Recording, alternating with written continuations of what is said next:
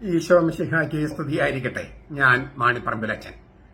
പഴയ നിയമ വചനധ്യാനം ക്ലാസ് 72. നോഹയുടെ പേരക്കിടാങ്ങള്, നോഹയുടെ പുത്രനായ യാഫത്തിന്റെ മക്കളെക്കുറിച്ചാണ് നമ്മൾ കഴിഞ്ഞ ക്ലാസ്സിൽ ധ്യാനിച്ചു തുടങ്ങിയത്. ഉൽപ്പത്തിയുടെ പുസ്തകത്തിൽ 10-ാമത്തെ അധ്യായം 1-2 വാക്യങ്ങളാണ്. നോഹയുടെ പുത്രന്മാരായ ഷേം, ഹാം, യാഫത്ത് എന്നിവരുടെ വംശപരമ്പര. ജലപ്രളയത്തിന് ശേഷം അവർക്ക് മക്കളുണ്ടായി. യാഫത്തിന്റെ പുത്രന്മാർ ഗോമർ, മാഗോഗ്, മാദായ്, യാവാൻ, തൂബാൽ, മെഷക്, തീരാസ്. ഇതിലെ ഗോമറിനെ കുറിച്ചും മാഗോഗിനെ കുറിച്ചും കഴിഞ്ഞ ക്ലാസ്സിൽ നമ്മൾ ചിന്തിച്ചു. ഇന്നത്തെ ഈ ക്ലാസ്സിൽ മാദായ്, യാവാൻ, തൂബാൽ, മെഷക്, തീരാസ് എന്നീ പുത്രന്മാരെ കുറിച്ച് നമുക്ക് ചിന്തിക്കാം. മേദിയക്കാരെയാണ് മാദായ് എന്ന് പറയുന്നത്. യാഫത്തിന്റെ മകനായ മാദായിൽ നിന്ന് ഉത്ഭവിച്ച ഗോത്രവിഭാഗം അല്ലെങ്കിൽ വംശപരമ്പര മേദിയക്കാര്. ഇപ്പോഴത്തെ ഇറാന്റെ വടക്ക് പടിഞ്ഞാറുള്ള സ്ഥലങ്ങളിൽ, അതായത് കാസ്പിയൻ കടലിന്റെ തെക്ക് ഭാഗത്ത് പാർത്തിരുന്ന ആളുകളാണ് ഈ മാദായ് എന്ന് പറയുന്ന മേദിയക്കാര്. ആ മാദായ് എന്ന മക്കളിൽ നിന്ന് ഉത്ഭവിച്ചതുകൊണ്ട് മേദിയക്കാര് എന്ന് വിളിക്കപ്പെടുന്നു. മേദിയ ദേശത്തെ ആളുകൾ എന്നാണ് മാദായ് കൊണ്ട് ഉദ്ദേശിക്കുന്നത്. അസീറിയൻ സാമ്രാജ്യത്തിന്റെ രേഖകളിലും പേർഷ്യൻ സാമ്രാജ്യത്തിന്റെ രേഖകളിലും മാദ എന്നാണ് കാണുന്നത്. മാദ, മേദിയ എന്നല്ല, മാദ, അല്ലെങ്കിൽ മേധസ് എന്നല്ല, മാദ എന്നാണ്. അതിൽ നിന്നാണ് മാദായ് അല്ലെങ്കിൽ അമാദായ് എന്നൊക്കെ ഇത് വിളിക്കുന്നത്, ഇതിനെ ഈ ദേശക്കാരെ വിളിക്കുന്നത്. വാസ്തവത്തില് മാദായ് എന്ന വാക്കിന് ദേശമെന്ന് തന്നെയാണ് അർത്ഥം. ബാബിലോണിയക്കാര്, ഇപ്പോഴത്തെ ഇറാഖിലൊക്കെ വരുന്നവര്, ഇറാഖ്, കുവൈറ്റ്, അവര് അസീറിയക്കാരെ ആക്രമിച്ചപ്പോഴ്, ഇറാനിലെ സാമ്രാജ്യത്തെ ആക്രമിച്ചപ്പോഴ്, അക്കാലത്തെ അസീറിയൻ സാമ്രാജ്യം ആക്രമിച്ചപ്പോഴ് അസീറിയൻ സാമ്രാജ്യത്തെ കീഴ്പ്പെടുത്താനും തകർക്കാനും ബാബിലോണിയക്കാർക്ക് ഒത്താശ ചെയ്തു കൊടുത്തതും സഹായം ചെയ്തു കൊടുത്തതും മേദിയക്കാരാണ്, ഈ മാദായ് എന്ന ഗണം. പിന്നീട് പേർഷ്യൻ സാമ്രാജ്യത്തിന്റെ അധിപനായിരുന്ന സൈറസ് ബാബിലോണിയക്കാരെ തോൽപ്പിച്ചു. എന്നിട്ട് ഈ മേദിയക്കാരെ പേർഷ്യൻ സാമ്രാജ്യത്തിന്റെ ഭാഗമാക്കി. അപ്പൊ ഈ വിഭാഗത്തെയാണ് ഈ യാഫത്തിന്റെ മകനായ മാദായിൽ നിന്ന് ഉത്ഭവിച്ചവർ മേദിയക്കാർ. ആ അർത്ഥത്തിലാണ് ഇവിടെ ഉൽപ്പത്തി പുസ്തകം 10-ാമത്തെ അധ്യായം 2-ാമത്തെ വാക്യത്തിൽ ഉപയോഗിച്ചിരിക്കുന്നത്. പിന്നെ അടുത്ത മകന്റെ പേര് യാവാൻ. യാവാൻ ആ വാക്ക് നമുക്ക് പരിചയമുള്ളതാണ്. യവനര് എന്ന് നമ്മൾ കേട്ടിട്ടുണ്ട്. യവനര് ഗ്രീക്കുകാർക്കുള്ള മറ്റൊരു പേരാണ് യവനര്. യവന സംസ്കാരം എന്ന് കേട്ടിട്ടുണ്ട്, ഗ്രീക്ക് സംസ്കാരം. അയോണിയ എന്നാണ് ഗ്രീക്കില്. അയോണിയ ഏജിയൻ കടലിലുള്ള ദ്വീപുകളിലും അനറ്റോളിയ എന്ന് പറഞ്ഞ ഇപ്പോഴത്തെ തുർക്കിയാണ്. പണ്ടത്തെ അനറ്റോളിയാണ് ഇപ്പോഴത്തെ തുർക്കി. ആ അനറ്റോളിയയുടെ, അതായത് തുർക്കിയുടെ തീരദേശങ്ങളിലും ഗ്രീസിലും കുടിയേറി പാർത്ത അയോണിയക്കാരുടെ പൗരാണിക പേരാണ് യാവാൻ. യാവാൻ എന്ന ആളിൽ നിന്ന് ഉത്ഭവിച്ചതുകൊണ്ടാണ് ഇതിനെ യവനര്, അയോണിയക്കാര്, അയോണിയൻസ് എന്നൊക്കെ പറയുന്നത്. അപ്പോൾ യാഫത്തിന്റെ മകനായ യാവാനിൽ നിന്ന് ഉദ്ഭവിച്ചവരാണ് യവനര്. അടുത്ത മകന്റെ പേര് തൂബാല്. അസീറിയയിലെ പൗരാണിക ദിനവൃത്താന്ത രേഖകളില് താബാൽ എന്നാണ്, തൂബാൽ എന്നാണ് ബൈബിളില്. പക്ഷെ അസീറിയക്കാരുടെ രേഖകളില് താബാൽ എന്നാണ്. പഴയ പല ഭാഷകൾക്കും വവ്വൽസ് ഇല്ല, സ്വരാക്ഷരങ്ങളില്ല. അപ്പോൾ ചിലപ്പോ തൂബാൽ എന്നോ താബാൽ എന്നൊക്കെ വായിക്കാം. അതിന് ഈ ഇല്ലേ, ആ, ഈ, ഊ അങ്ങനെയുള്ള സ്വരാക്ഷരങ്ങൾ ഇല്ലാത്തതുകൊണ്ട്, വ്യഞ്ജനാക്ഷരം മാത്രമുള്ളതുകൊണ്ട് ഒരു വാക്കിനെ 2 തരത്തിലൊക്കെ വായിക്കാൻ പറ്റുമായിരുന്നു. അപ്പൊ ബൈബിളില് തൂബാൽ എന്നാണ് കാണുന്നത്. അസിറിയയിലെ പൗരാണിക ദിനവൃത്താന്ത രേഖകളില് താബാൽ എന്നാണ് കാണുന്നത്. ഈ തുർക്കിയിലെ തന്നെ മറ്റൊരു സ്ഥലത്തുള്ള ആളുകളെയാണ്, അനറ്റോളിയ എന്ന് പറഞ്ഞ അന്നത്തെ അനറ്റോളിയ, ഇപ്പോഴത്തെ തുർക്കി, ആളുകളെയാണ് ഈ തൂബാൽ എന്ന് വിളിക്കുന്നത്.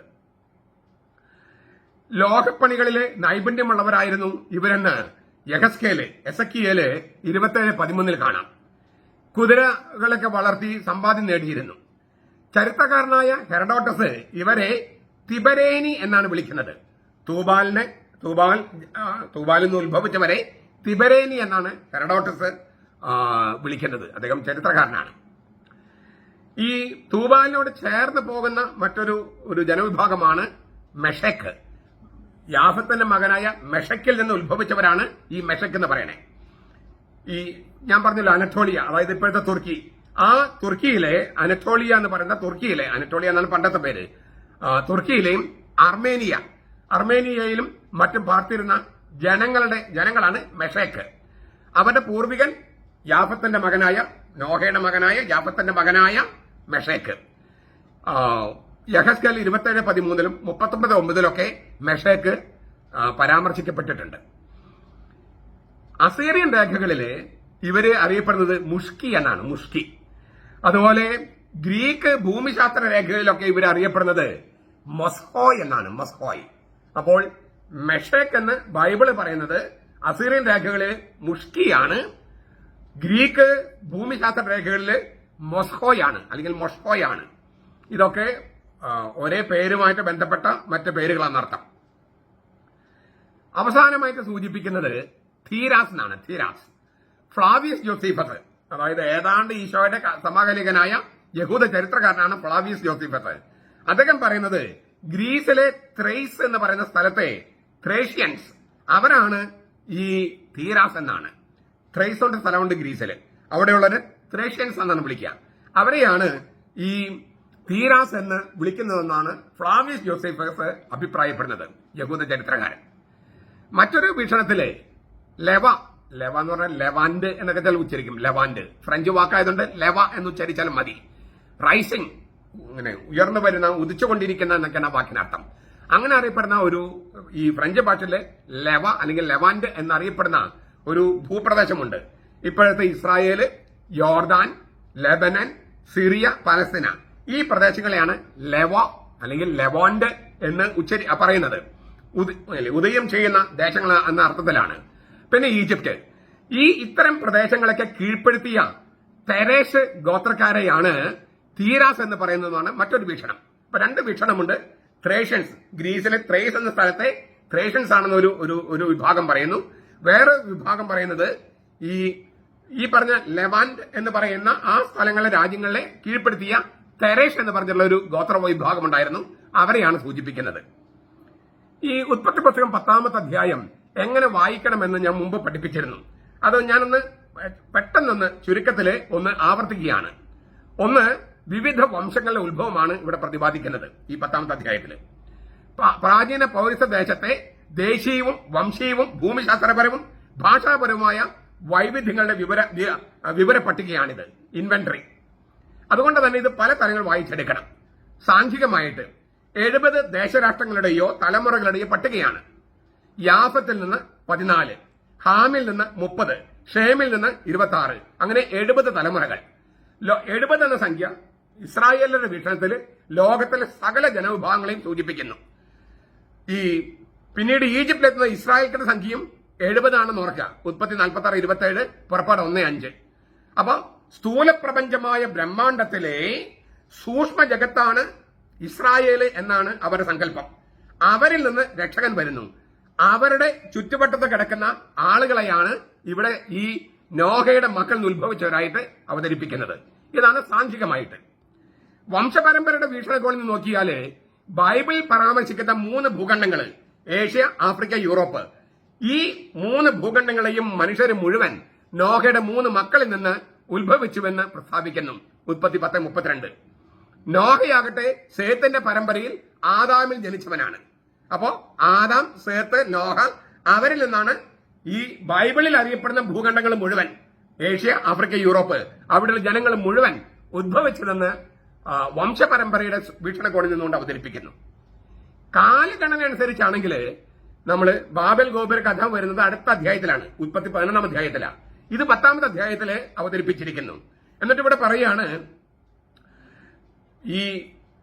ഇവരെല്ലാം പല ഭാഷകൾ സംസാരിച്ച് പല സ്ഥലത്ത് താമസിച്ചിരുന്നു, പല ഭാഷകൾ സംസാരിച്ചു.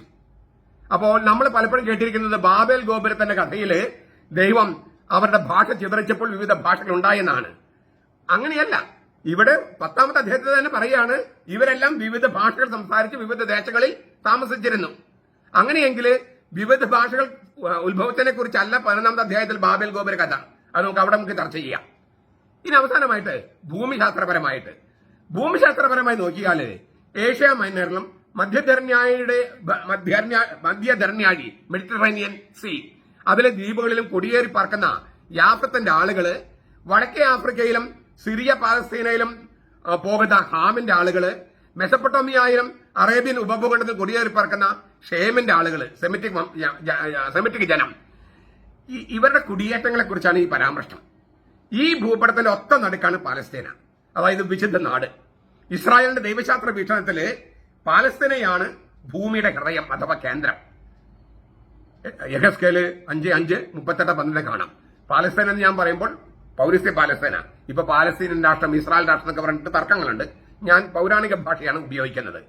വിശുദ്ധ നാട് എന്നറിയപ്പെടുന്നത് ഈ പാലസ്തീനയാണ്. കർത്താവിന്റെ കാലത്ത് പാലസ്തീന, ഇവിടെയാണ് ദൈവം മനുഷ്യനായി പറക്കുന്നത്.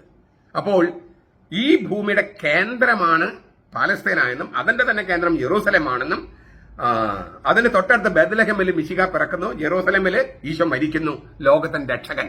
അപ്പൊ ലോകത്തിന്റെ രക്ഷ പൂർത്തിയായത് ഇവിടെയാണ്, ഈ കേന്ദ്രത്തിലാണ്. ആ കേന്ദ്രത്തിലേക്ക് നോക്കി പ്രാർത്ഥിക്കുന്നതിനെയാണ് കിഴക്കോട്ട് നോക്കി പ്രാർത്ഥിക്കുക എന്ന് പറയണേ. ബൈബിളിന്റെ വീക്ഷണമാണത്, അല്ലാതെ സൂര്യാരാധനയൊന്നുമല്ല. ഞാൻ പറഞ്ഞു വന്നത്, ഈ ബൈബിളിലെ ഓരോ വചനവും മിശിഹ സംഭവത്തിലേക്ക് വിരൽ ചൂണ്ടുന്നുണ്ട്, പരോക്ഷമായിട്ടും പ്രത്യക്ഷമായിട്ടും. ഇവിടെ പരോക്ഷമായിട്ട്. അപ്പൊ ഇതെല്ലാം നമ്മൾ പഠിക്കുന്ന എന്തിനാണ്? ഈ പേരുകളൊക്കെ ഇത് നമുക്ക് പരിചയമില്ലാത്ത മാതായി, മേഷാക്ക്, ഇങ്ങനെയൊക്കെ എന്തെല്ലാം പേരുകൾ, പരിചയമില്ലാത്ത പേരുകൾ, എന്തിനാണ് ഇതൊക്കെ പഠിക്കുന്നത്? ഇപ്പൊ ഞാൻ ഈ പറഞ്ഞ വീക്ഷണത്തിൽ പഠിച്ചു നോക്കിയാൽ ഇതെല്ലാം വെറും അപരിചിതമായ പേരുകളല്ല, നമുക്ക് വളരെ ഉത്കൃഷ്ടമായ പാഠങ്ങൾ നൽകുന്ന, ദൈവശാസ്ത്ര പാഠങ്ങൾ നൽകുന്ന, അതുപോലെ തന്നെ ആധ്യാത്മിക ചിന്ത നൽകുന്ന, ലിറ്റർജിക്കൽ മോട്ടിവേഷനും ഓറിയന്റേഷനും നൽകുന്ന പ്രധാനപ്പെട്ട തിരുവചന പാഠങ്ങളാണ്. ആ തരത്തിൽ വായിച്ചെടുക്കാൻ നമുക്ക് ഇഷ്ടപ്പെടാത്തതാണെങ്കിൽ പോലും, പിന്നെ ഇതൊന്നും ആരും അധികം പേരൊന്നും ചർച്ച ചെയ്യാത്ത ഭാഗങ്ങളാണ് ഇതൊക്കെ. ഈ പേരുകൾ തന്നെ വായിച്ച് വിടുക പോലും നമുക്ക് പ്രയാസമാണ്. പക്ഷെ നമ്മൾ ഇങ്ങനെയൊക്കെ വായിച്ച്, ഇപ്പൊ ഞാൻ പറഞ്ഞ ചരിത്രത്തിന്റെ വെളിച്ചത്തിൽ വായിക്കുമ്പോൾ ഇത് വളരെ താല്പര്യം ജനിപ്പിക്കുന്ന കാര്യമായിട്ട് നമുക്ക് മനസ്സിലാവുകയും ചെയ്യും. ആ തരത്തിൽ വായിച്ചെടുക്കണമെന്നും രക്ഷകരിലേക്ക് വിരൽ ചൂണ്ടുന്ന ഓരോ സൂചനകളും നമ്മൾ കണ്ടെത്തണമെന്നും ഞാൻ വിനീതമായിട്ട് അഭ്യർത്ഥിക്കുന്നു. നമ്മുടെ കർത്താവ് ഈശോ മിശിഹായുടെ കൃപയും പിതാവായ ദൈവത്തിന്റെ സ്നേഹവും പരിശുദ്ധാത്മാവിന്റെ സഹവാസവും നാം എല്ലാവരോടും കൂടി ഉണ്ടായിരിക്കട്ടെ, ഇപ്പോഴും എപ്പോഴും എന്നേക്കും. ആമേൻ.